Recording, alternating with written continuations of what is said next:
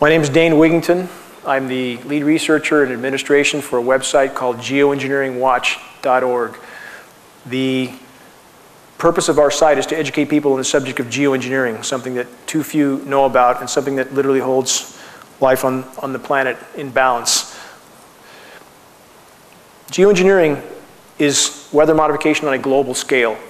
Many refer to this as chemtrails. This aircraft you see spraying right now is a KC-10, and that the nozzles are visible. You see inside the circles, and you can see them shutting on and off in a moment as you watch this tape roll. And the dispute as to whether or not these programs are going on is really a moot point. We have more than enough data. We have actual footage, as you're seeing now, to show that these tankers are indeed spraying at altitude. The materials we see showing up on the ground are the exact materials named in numerous geoengineering patents, as many as 150 patents.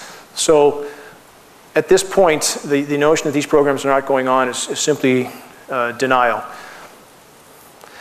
Skies like this, many have grown to think are natural, but they're anything but.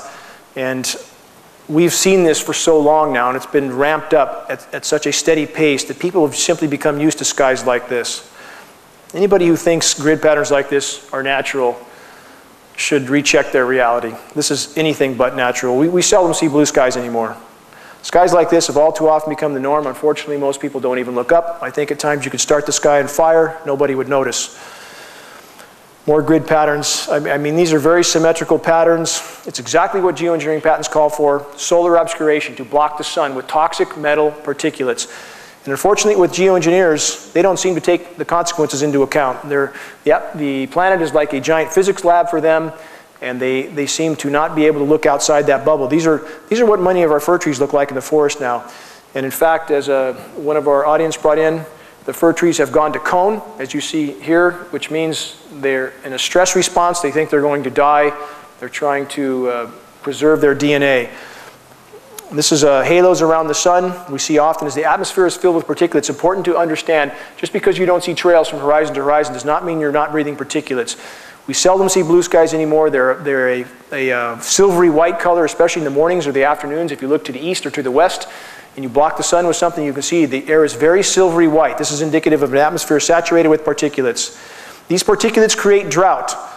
This is a very known and not disputed effect of geoengineering. As you saturate the atmosphere with particulates, you diminish rain. People need to get this through their head. This is not about seeding to increase rain. This is about creating artificial clouds, which reduces rain. When you block the sun, you block evaporation. You block light photons, which diminishes the ability for the sun to knock molecules loose and create evaporation. So what we get is protracted drought in some areas and deluge in others, exactly what we have in the continental US right now. We see more and more reservoirs like this that are dry or going dry. Again, exactly what we would expect with geoengineering, exactly what we have. Putting the wrench on planet Earth. This is the epitome of human insanity, to think that they could alter and control these very complex natural systems is insanity of the first order. More skies that we've become used to. This high-level, toxic, artificial stratocirrus. These are not natural stratocirrus. Sky should be blue, clouds should be white. Meteorologists, for the most part, know this is going on. We were told by a Fox affiliate meteorologist that they're being taken into rooms and told not to discuss this issue on air. This is heavy, wet snow. Now, this is a new term by Weather Channel to describe the artificially nucleated snow. Yes, they are nucleating snowstorms artificially and chemically. This creates a snow that's like concrete, collapses trees, collapses power lines, does horrific damage. Again, consequences for tampering with nature. Now, this shows that the US military, this is from the top naval officer, considers climate change the greatest national security threat. And if anybody thinks the DoD is not involved with these programs, they have not done any investigation.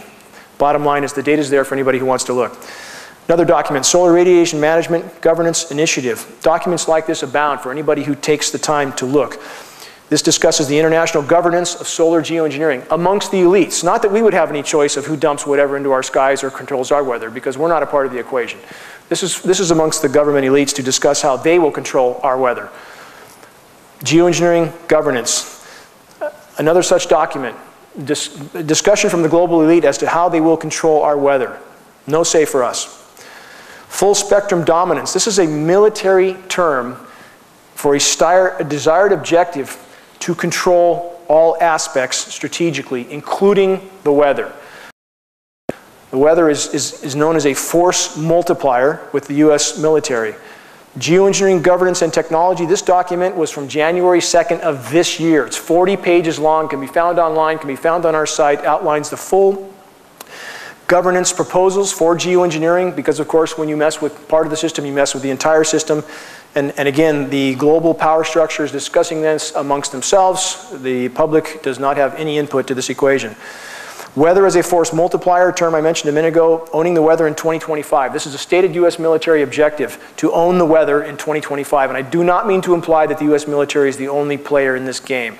We have China and Russia on the other end of the fence, and at this point it's a tug of war with the atmosphere, and the American public appears to be one of the victims in this equation, and it appears that there are other internal objectives against the American people to control food supplies, control water supplies, control water rights, so forth.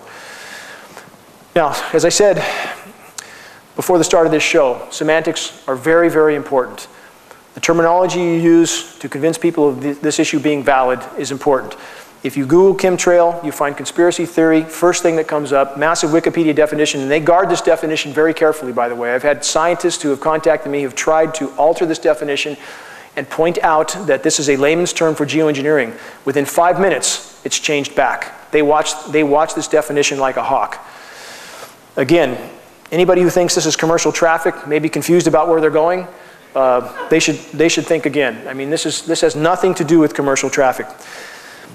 If you Google geoengineering, this is the front page you find. Our site is the second item on that page. We're all science, no advertising, no politics. Geoengineering is hard science, and if people pursue that term, they'll find credible data. Semantics matter. This is a patent. This means that the person who owns this patent has the sole right to carry on this program. This is called stratospheric Welsbach seeding for reduction of global warming. This describes expressly the payload disbursement of aluminum nanoparticles into the atmosphere. So these patents exist, about 150 of them, describing the intent of blocking the sun by spraying these aerosols into the atmosphere. Global warming and global dimming. Global dimming is something people should be familiar with as well. As of the latest reports, 22% of the sun's direct rays no longer reach the surface of the planet. They're being blocked. The planet is literally encased in a cocoon of toxic metals. Yes, pollution is a part of this problem, but we believe a small part in comparison to the geoengineering dispersed aerosols. So as they block the sun, the list of consequences is horrific, one of which is vitamin D deficiency, of which 98% of the US population is now deficient in vitamin D. The host of diseases and ailments that ensue from that is horrific, not to mention the fact that we are breathing these particulates. So photosynthesis for plants, another issue. You can't block the source of life on planet Earth without consequence. These are the skies that many have become used to. That is 100% aerosols in that photo. That is not stratocirrus. Scientists seek to legitimize geoengineering while acknowledging its catastrophic effects. Again, the scientists, and many of which I know, are little concerned with the consequences of their experiments. They're just, they look at the planet as a giant physics lab for them to carry out their little operations. Obama's geoengineering program, Poison from the Sky. Obama's science advisor, John Holdren, strong advocate for these programs. The Obama administration, in fact, since he has taken office, these programs have been ramped up yet again. They go back a long way, but they're going for broke now. It appears that they're doubling down on the damage they've already done. It's like Corexit in the Gulf of Mexico. What did they do? Did they try to acknowledge the mess in the Gulf of Mexico, the oil spill? No, they tried to hide it with a chemical disbursement called Corexit, which by some reports made the toxicity in that region 52 times greater, but they don't care. The goal is to hide the damage they've done, hide the crimes already committed. Again, more clearly, unnatural traffic in the air. What are we dealing with? So many people ask this question, why would they do this? If they're doing it to themselves, why would they do it? First and foremost, we're not dealing with sanity. Jack Nicholson puts a good face on that, I think. And we can look back and see that anybody who would detonate 1,800 nuclear bombs on planet Earth, which contaminated all life forms on Earth, is not sane in any way, shape, or form. And the definition of clinical insanity, and we are talking about 4% of the population, by the way, that's psychopathic. They have no consciousness of the comprehension, or no comprehension as to the consequences of their actions, even to themselves. So that's something that must be considered. Has any such testing gone on that we know about? Absolutely. every day there's more data coming out about not other governments alone, but our government testing on its own people, its own soldiers. And again, our military is full of very, very dedicated, honorable people, full of them.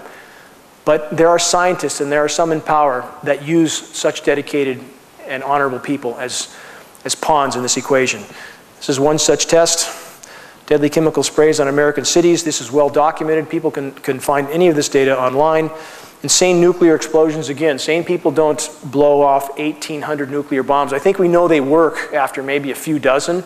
And we could stop at that point and not build enough to exterminate life on Earth 12,000 times over. That's how much nuclear weapon we have. So it's important to remember people who use an excuse that, well, this can't be happening because they wouldn't do it to themselves. That excuse doesn't hold water. World eternally contaminated by depleted uranium. This is just one more example of this insanity. Depleted uranium is used in the ammunition now for the NATO countries. It's causing horrific damage. Many remember Gulf War syndrome. This is related to depleted uranium. Again, no concern for the consequences. Weather warfare.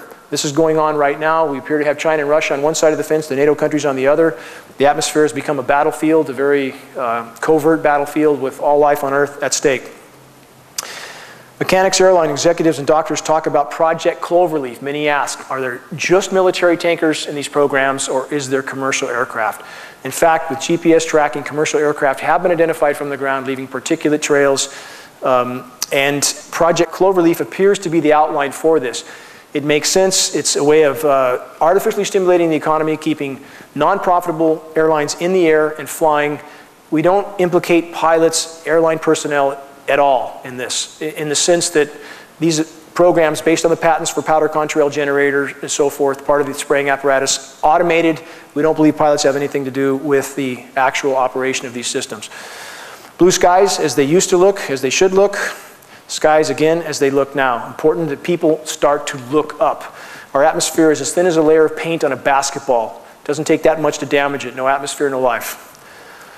Chemtrails, nano-aluminum, and neurodegenerative and neurodevelopmental effects. Russell Blaylock, MD. Russell Blaylock is an internationally recognized neuroscientist, award-winning neuroscientist, speaking on the record about the lethality of these programs. Nanoparticulate size, so small they are taken through the lung lining straight into the bloodstream where they adhere to cell receptors like a plaque. They're bioavailable, they build up in the body, causing a vast array of diseases and ailments. To give an idea of the size of these particles, if you see the little blue dots on that hair, those are micron-sized particles. We're talking about particles that are 1,000 times smaller than those in relation to a human hair. It's inconceivably small. Again, Russell Blaylock warning about the ailments related to these atmospheric spraying programs. Alzheimer's. Now, as of April of this year, 1 in 3 seniors in the US dies with Alzheimer's and or dementia. Doesn't mean dies from it, but dies with it. So, and it's not either a black or white situation. Just because you're not diagnosed with this doesn't mean that you're not on your way to that point. There's a whole lot of in between. So there's no question that all of us have had our neurological system affected. We're all breathing this stuff. It's inside all our systems. So these are staggering statistics, 1 in 3 with Alzheimer's and or dementia. Autism. Autism has increased 10,000% since 1975. 1 in 50 children now has autism, also related to aluminum. Morgellons, another disease that appears to be related directly to the spraying. There are also fibers in the patent I showed you earlier, polymer fibers. It appears that some people's systems react violently to these fibers, trying to work their way out of the system. So Morgellons is becoming a very serious disease the medical industry has yet to recognize, we believe connected with the spraying as well. Synergistic effects of environmental and heavy metals. These metals are toxic in and of themselves. When you combine them, they become much more lethal. We've been given studies recently that indicate when mercury and aluminum are combined, toxicity increases as much as 10,000%. Bad equation. Let's add to the equation HAARP, High Frequency Active Auroral Research Program. This is a facility in Alaska. We believe there's 18 such facilities around the globe now. As the ionosphere is hit with these particles, as they ionize the whole atmosphere, make it more conductive, these signals can actually manipulate the jet stream. The data is quite clear on that. They cause a bulge in the atmosphere by heating it to tremendous temperatures, and that manipulates the jet stream. We believe, in fact, we are seeing huge jet stream manipulation. It's part of the reason why California is frying right now. As these clouds are hit with these signals, you see how they align like this. And this is indicative of them being exposed to these radio frequency signals. These are very powerful signals. So our bodies, as they become more conductive because we absorb this stuff, these signals become more detrimental to us as well. We're an electrical organism, so all these things hamper our own health function. Another article, the effects of HAARP on the ionosphere. Again, the atmosphere is nothing but a massive physics lab for these people, and they seem to have no regard for the consequences. Clearly, something radical happening to this cloud, and we can say for certain that something's going on, some sort of experimentation. This is not a natural phenomenon. Same here. Now, this is an article by a Canadian journalist named Will Thomas, Chemtrails, Wireless, and You. And again, as our bodies become more conductive from these particulates and we're exposed to more and more of these signals, and especially the signal from HAARP, which we see, by the way, the signature clouds above our area a lot. HAARP helps build the high pressure up like we've had over us again and again and again. These particles dry the air out. If anybody wonders why there's no dew in the morning, you almost never see dew. We have single-digit humidity because these particles absorb and accrete all available moisture. They virtually suck it right out of the atmosphere and out of the foliage. So these facilities, these ionosphere heaters, are a radical effect in the weather patterns we see happening of late. History Channel also airs proof HAARP weather manipulation. A lot of documentation on this. Jet stream movement, unprecedented jet stream movements. And we see this almost all the time now in the lower 48 especially.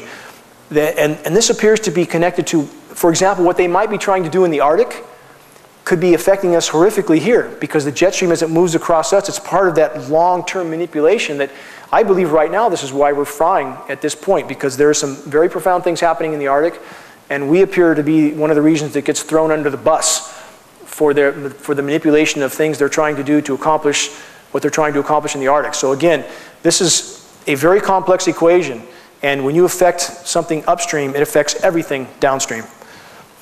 More HAARP signature clouds. You see the ribbing in these clouds. This is typical of something exposed to the HAARP frequency. Now, this is Project Lucy, which involves these ionosphere heaters. Again, these massively powerful atmospheric heating devices. They are releasing, methane is releasing now around the globe in many locations, and I'll elaborate on that as I go further into this presentation. But as this methane is hitting the atmosphere, methane is, over a 10-year time horizon, 100 times more potent a greenhouse gas than CO2. It's virtually like covering the planet with a layer of glass.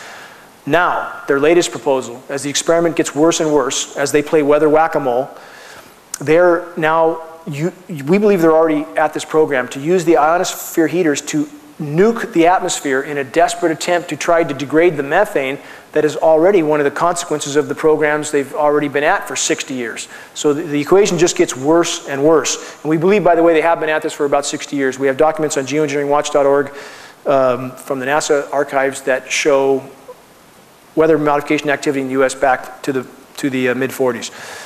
More HAARP-exposed clouds. Chinese scientists create second artificial snowstorm in Beijing. Mainstream media covered this because the Chinese government openly announced they were creating artificial snowstorms. This is turning what should have been a rain event into a snow event. It's happening here regularly. December 21st of last year, we had a massive artificially nucleated storm. And when you're in the woods, like where I live, 40 degrees, and it starts snowing, these giant artificial flakes, and all you can hear overhead is aircraft flying low. We've tested the snow. It's packed full of metals.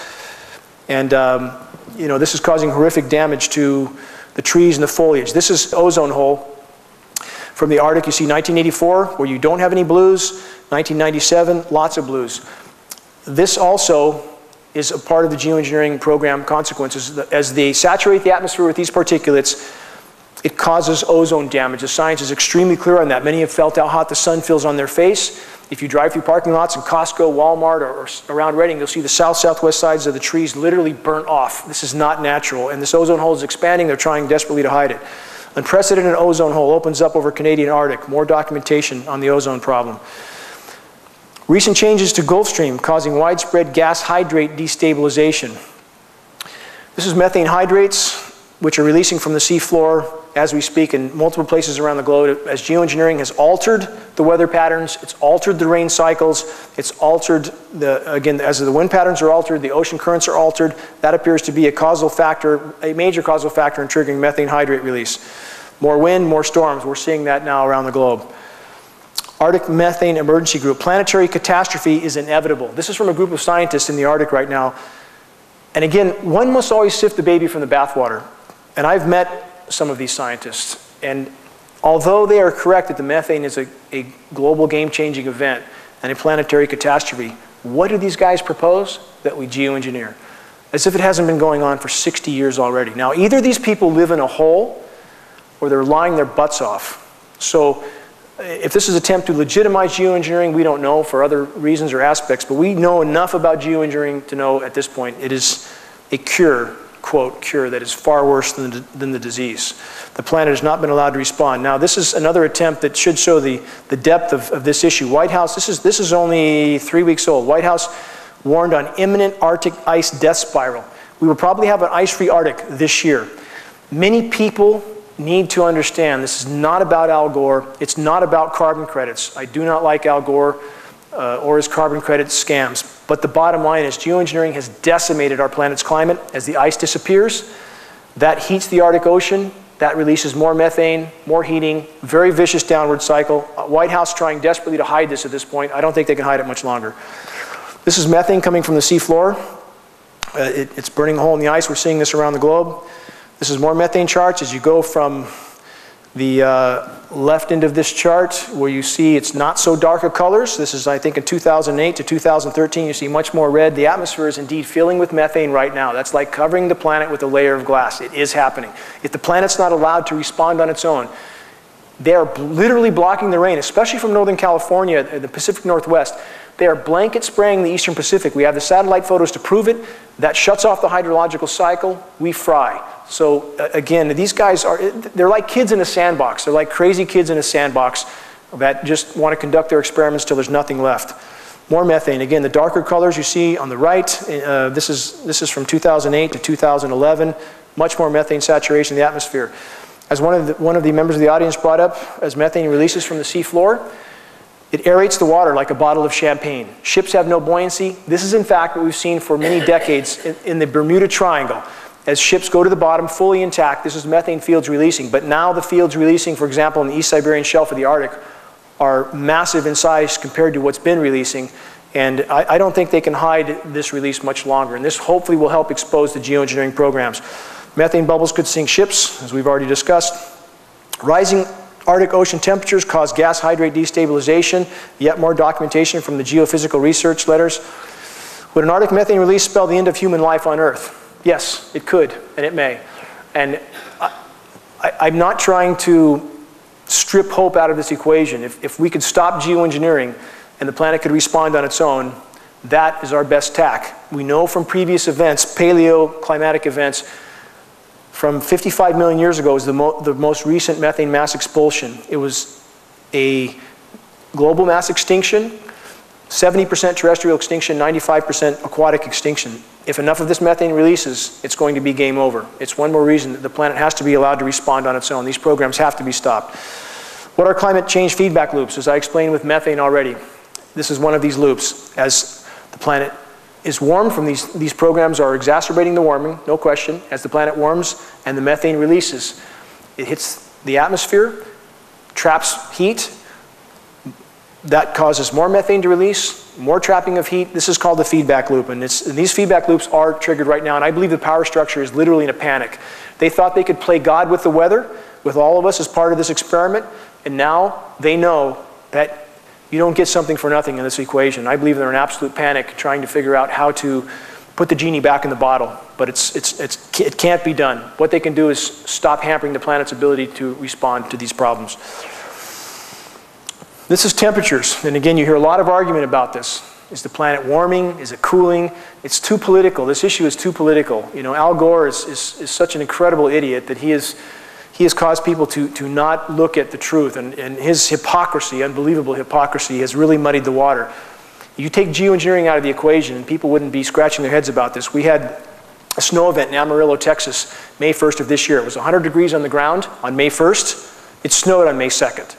Anybody should know this is absolutely unnatural. This is fully documented. This is on our site. I have all the data from NOAA about this event on our site. Geoengineering is skewing the equation, making people think that things are getting cooler. They are not. So again, this is not about Al Gore, but geoengineering is trapping more heat than it deflects, shredding the ozone layer, stopping the hydrological cycle, killing the boreal forest, poisoning our waters and soils. It is the elephant in the room at this point. Ocean acidification, also a huge factor. Our oceans are being acidified very rapidly at this point. The oceans are virtually on the verge of collapse, and we're seeing fish stocks decline some 94–95%. If the ocean is gone, oxygen content is depleted further. That's the major source of oxygen on planet Earth. Boreal forest, the second source of oxygen. Global oxygen content is indeed plummeting right now. So you can't, again, you can't hamper these systems with the toxic spraying that these guys are doing around the globe and not have biosystems collapse. Are our oceans on the brink of collapse, as we discussed? Yes, they are. These articles are out there for anybody who bothers to look, because certainly our mainstream media wouldn't cover this. They're too busy telling us when the next episode of American Idol's on. Massive fish die-offs. These are occurring around the globe as we speak. Yet more and more. And half of Southern California sea lion pups have died this winter. Many people don't know about this. There's thousands of them dying washing up at the beach. They simply have nothing to eat. Although radiation from Fukushima has been implicated in some of this, much of the rest is just simply a lack of food. And these events will not be hidden much longer. That's why I have no hesitation discussing them, and people can call me alarmist, they can call me whatever they want. This is happening now. You are here. This is ice decline. Although people have referred to modeling for the climate scientists, and I use the word loosely. I mean, our quote-unquote scientists are often very disconnected from reality. They're paid to say what they say. That's true. But in fact, if we have an ice-free Arctic this year, and all indication is we may. If it's not this year, it'll be next year. That's about 100 years ahead of modeling. So yes, the modeling's wrong, but it's far short of how bad it really is, and geoengineering is fueling that fire. Arctic ice death spiral. Again, the innermost ring is the mass for the Arctic ice right now. It is 19% of what it was 30 years ago. And once the ice is gone, the ocean will heat very quickly, methane will release faster, and the temperatures we've seen rising. We know we're going to be 113 here in our area tomorrow. I mean, these are record-breaking, record-shattering temperatures. We're going to see a lot more of this if the planet's not allowed to respond. And based on all available data, by the way, from an event 5 million years ago in Earth's history called the Pliocene Epoch, as there's more carbon in the atmosphere, there's normally more rain. The planet responds. The boreal forests thrive. They're not killed with these toxic particulates as the sun's blocked and the rain's blocked. And so we would have more lush conditions right now if they weren't spraying. There's other implications that aren't all positive, but the bottom line is, how do you fly 1,000 jets or more around the planet every day dumping these toxic particulates and think you're going to do anything but harm? This is another graph on Arctic ice mass. You see it's going straight down.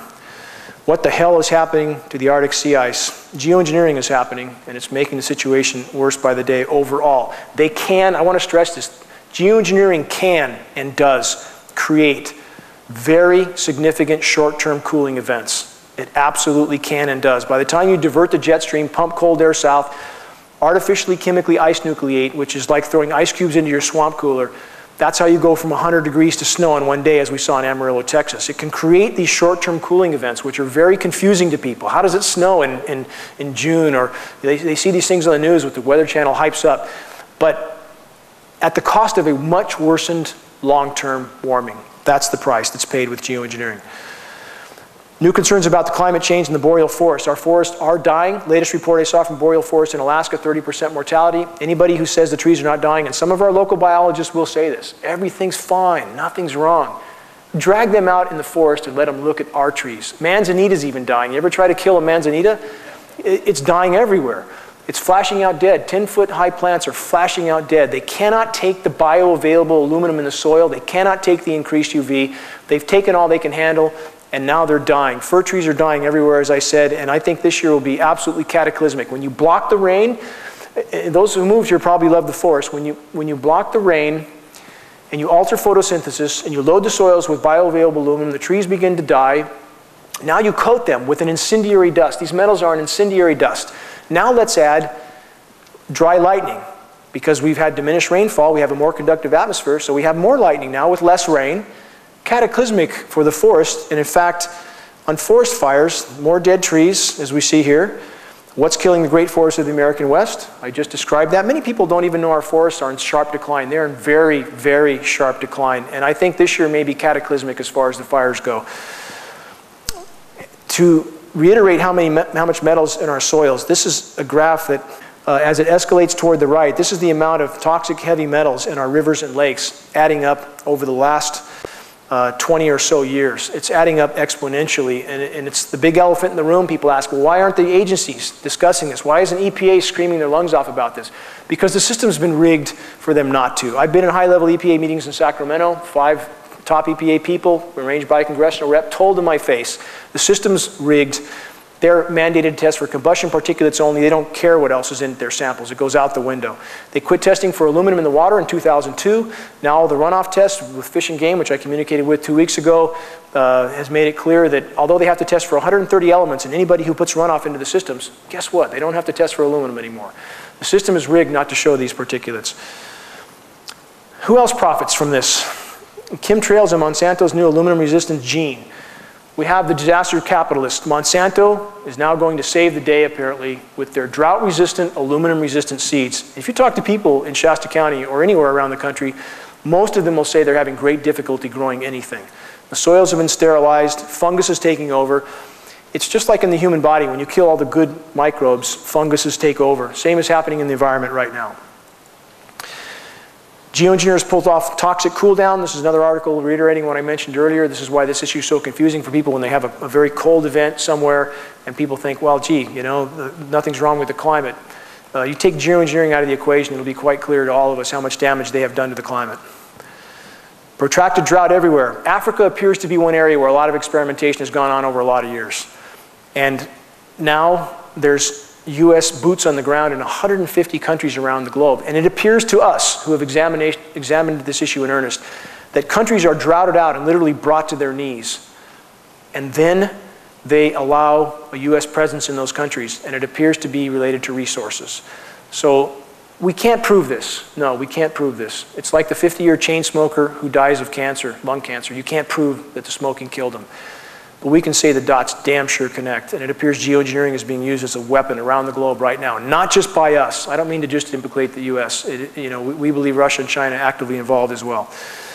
This is off our coast. This involves us. If you look at those trails, unless those planes, again, were damn confused about where they were flying and doing loops at the bottom, they blanket spray off our coast every day. This blocks the hydrological cycle. If anybody wonders why the rain is always late, always less, where I live in Shasta County, I'm almost 200 inches of rain short for the last 7 years. 200. The storms always drop less than they say, with very few exceptions, the occasional deluge. And we see sat photos like this every day. They're blanket spraying the entire Eastern Pacific. That simply blocks our water, period. Geoengineering and global drought. The planet is warmer. We should have more rain. The laws of physics state this very clearly. 7% more moisture for every degree of warming. We have less. How can that be? Geoengineering is the only explanation, back to global dimming. They are literally encasing the planet in this toxic cloud of aluminum. Okay, this relates to us as well. If you look at this map, the darker red colors are on the top map. That's above average temperatures. On the bottom map where you see the B in the dark colors, that's below normal rainfall. This is typical for California in recent years. As the storms come through, they aerosolize them. They create clouds, but not much rain falls.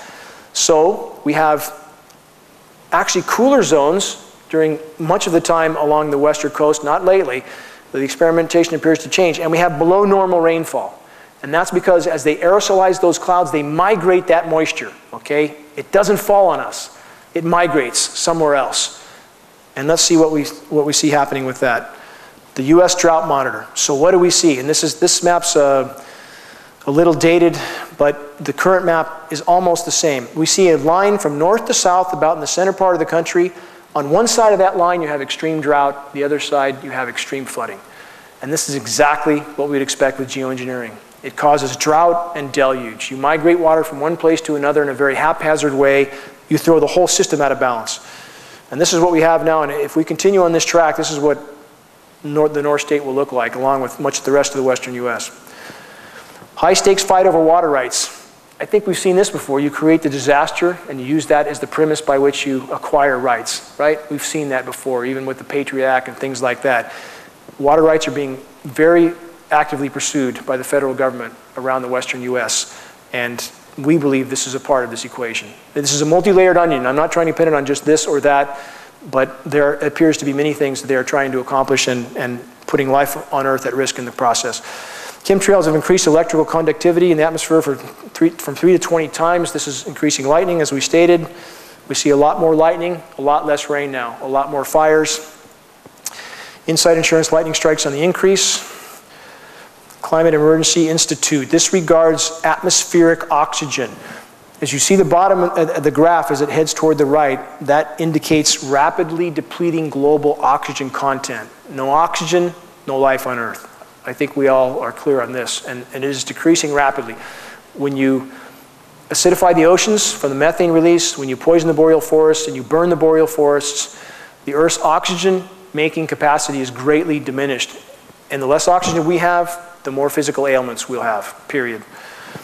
More fish die off. We see that happening, again, around the globe. Oxygen depletion, the next great environmental scare. As we indicated, a lot of science available on this for those who choose to look. US wildfires, as we discussed, rapidly on the increase. Last year, Siberia lost 100 million acres of forest, 100 million. The US lost about 11 million. And this year, again, could be absolutely cataclysmic. We are in uncharted waters in the Pacific Northwest now, in California. We have record low fuel moistures, record high temperatures, and it looks like the scheduled weather, and I use that term specifically, the scheduled weather for us is much more of the same. So we could be in for quite the ride this year. Now, what's this doing to species? This is biodiversity plummeting. Species extinction rates are going through the roof. Would media, you think they would talk about this instead of grabbing some drama out of a hat every week to entertain us while the house is literally burning down? Species diversity is plummeting. Species extinction rates, you see the graph going straight up. Based on the latest figures, we're losing some 200 species a day. 200 a day. And people say, well, things have always gone extinct. Yes, they have, but not at that rate. That rate reflects 10,000 times background extinction rates. That's 1,000,000% of normal. That's not natural. There is no cyclical pattern in this that's natural in any way.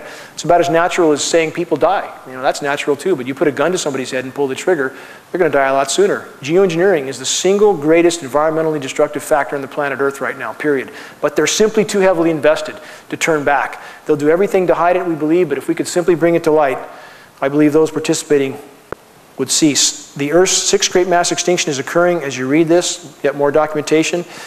Geoengineering, runaway climate change, and the poisoning of life on Earth. Again, I want to stress, this is not about Al Gore. It's not about the environmental groups that have been horribly lame in this equation. While they're focusing on some fish or frog and the house is burning down, I've never seen such complacency from people who claim to care. I know a lot of these people who claim to care, and yet they cannot find the courage in themselves to face this issue above all others, to unite with those who are willing to face this issue.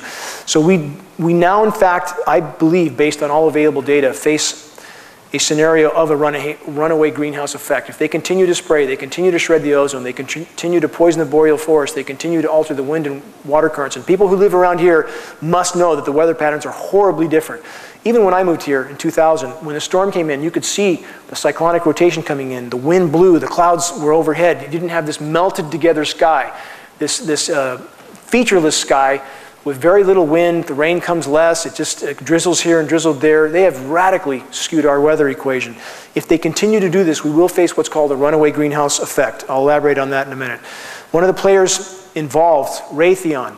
Now, this is important too. People need to understand the foxes are running the hen house. Raytheon is up to their eyeballs in weather modification. Raytheon does all the weather modeling for the National Weather Service and the National Oceanic Administration. So those who are making the weather, they form the message. They're the ones telling us what it's going to be like. Do you wonder what does mostly sunny mean? What does that mean? Mostly sunny now means a sky full of sprayed aerosols. That's their term. They've coined lots of new terms because, again, Raytheon does all the modeling for National Weather Service and NOAA. Lockheed Martin, by the way, does all the modeling for the FAA. Now, let's put the Rothschilds into the equation. I realize this sounds very conspiratorial, but in fact, they do own the major weather disseminating agencies, Weather Channel, Weather Underground, Weather Central. So here we have players that are up to their eyeballs behind the scenes in the global geoengineering operations, also controlling the message. That's why Weather Channel now has terms like, the rain is going to change over to snow. Well, since when did rain just change over to snow without orographic enhancement? It means moving over mountains, or without colliding with the cold air mass. Why would rain change over to snow at 45 degrees? Because it's being chemically nucleated. We have the patents for this process. We know what's going on. We've tested the snow. The Chinese admitted they were doing it. So they have all these terms now to make people go back to sleep and think it's normal. They call it heavy, wet snow again, this concrete snow that destroys everything. And you know, so that's why it's frequently to have these events like I mentioned in Amarillo, Texas. 100 degrees one day, snow the next. People should know this is not natural weather or cyclical patterns. Again, more Rothschild's ownership, Rothschild's in the geoengineering empire. U.S. military explores geoengineering, which we know that they have for many, many years. There's too many journalists now, especially of late, they're writing books and doing articles saying, describing everything we see, everything. The intention to disperse these aerosols at altitude using aircraft, and yet nobody admits to the elephant in the room. This is the king has no clothes scenario, but we think they can't hide it much longer. Systemic denial of geoengineering continues in spite of the mountain of evidence. This is what we see with mainstream media. Good old Al Gore. Matt Lauer exposes Al Gore's hypocrisy. I think we know enough about Al Gore to know where he fits in this equation, but I want to stress, you got to get him out of the equation. This is about real damage being done on the ground. Climate has been horrifically damaged by geoengineering alone. This is a flyer we did in Northern California. We're using this type of tool to introduce others to this issue while we can. And I want to stress, as we see skies like this, as they do this day in, day out, as we breathe what they're spraying day in, day out, as we continue to be a part of their experiment and they shred the atmosphere, time is not on our side. It is not on our side. I chose to take on geoengineering not because I wanted something to do. This is the last thing I ever wanted to do. I've had my life on hold for 10 years because I believe, based on all available data, after I did considerable research and testing on this issue, if geoengineering does not stop, nothing else will matter. I believe absolutely nothing else will matter, and that brings us to Venus syndrome. This is a scientific scenario, and we are on this track. Many people think that Venus is 900 degrees on the ground because it's closer to the sun. This is not true. Venus, now based on the latest study, was thought to have oceans, but it experienced a runaway greenhouse effect. As the atmosphere is filled with, in our case, methane, and this continues to trap heat, causes these feedback loops which feed on themselves once they are triggered, then the warming does not stop till the planet reaches a new equilibrium. If we stay on this track, we will end up there. And this is not a linear equation. I want to stress that. We can't look back and say, well, civilization's gone on 200 years, so at this particular trajectory, it'll take another 100 years for this to happen. This is a non-linear equation. It is happening at blinding speed right now. I believe even in the coming months and 2 or 3 years, I think that the effects that we will see based on what's already been triggered can't be hidden, and the cataclysmic nature of these effects will become evident. It's imperative that we let the planet respond. The planet must be allowed to respond on its own. No one has the right to play God with the weather, and we will all bear the consequences of this. So Venus is as warm as it is. The whole premise of geoengineering is to block the sun, to create a greater albedo for the planet. Albedo means reflectivity. Venus has 2.5 times the reflectivity of Earth. It absorbs less sun than Earth. And yet Venus is 900 degrees on the ground because of its greenhouse effect. So again, it's imperative that we stop geoengineering, stop hampering the planet's ability to try to compensate for damages done. This is our site, Geoengineering Watch. There's only a couple of us that really do this, but there's more and more starting to help now. All of us can contribute to this greatly, and this is how you do it. From your own home computer, if you locate groups, organizations, and individuals that would care, if they had a clue. So many people don't have a clue about this issue. And you get credible data. You send them that data. Send them some credible documentation and files. Plead with them to examine this. And I mean groups like Alzheimer's groups, autism groups, the ADD groups, forestry groups, fishing groups. All of these groups are affected. If you send them credible data, send them a flaming arrow. As people take notice of the climate unraveling, and it is unraveling, geoengineering is fueling that fire, those flaming arrows will catch. Many of them will catch. If you arm yourself with flyers, for example, to pass out, we have a lot of credible flyers. You can download them off geoengineeringwatch.org for free. And if you pass those out, it does a lot more good than running out in the street, ranting and pointing at the sky. I believe this, that if we could bring this to the light of day, if we could make mainstream media cover this, if we could get critical mass of awareness, enough people who participate and make these programs possible would refuse. I have been contacted by scientists from 4 major universities in previous months: Stanford, Duke, Harvard, UC of Florida. A scientist from Stanford, Stanford's definitely involved with these programs, has told me that there are people on the inside participating in this research that now are pulling back. They're refusing to because they realize the cataclysm it's causing. And I believe enough people, especially from the US military, who we have incredibly dedicated, honorable people in the US military that are being told this is something they need to do, they must do, for the good of the planet. When they realize what this is doing to the planet, their countrymen rely on, their children rely on, I believe those honorable men and women will pull back, that they will certainly be on our side. We simply need to bring this to light. If we could bring it to light, it would change our equation radically for the better. That's my goal, that's why I'm here, that's my mission. Thank you very much for attending, and I appreciate all of your efforts toward this goal. Thank you.